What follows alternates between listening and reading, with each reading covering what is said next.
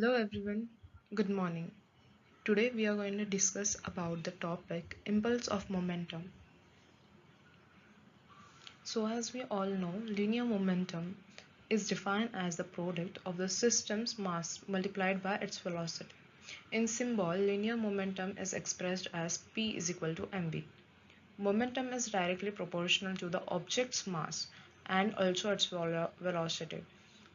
Thus, the greater an object's mass or the greater its velocity, greater will be its momentum. Momentum is measured of how much motion of an object has, defined as the product of its masses and velocity. The SI unit of momentum is the kilometer per second. Introduction of impulse. Impulse of motion is a way to describe how much a force changes the motion of an object. When a force is applied to something for a certain amount of time, it causes change in the object's momentum, which depends on its mass and speed. This changes is called as impulse. In simple terms, impulse is equal to force into time. Impulse help explain how motion starts, stop, or changes direction. It is measured in Newton second.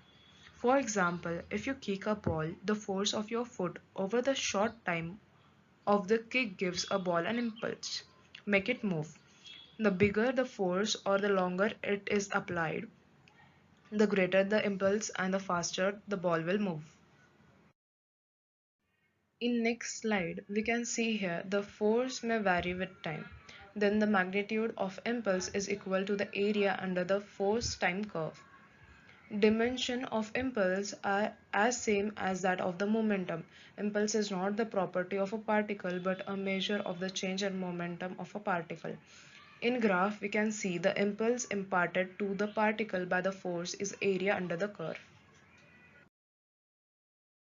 Impulse of momentum is defined as the product of the net force and its time interval. Impulse is a vector quantity, where the impulse unit is denoted as Newton second and kg meter per second.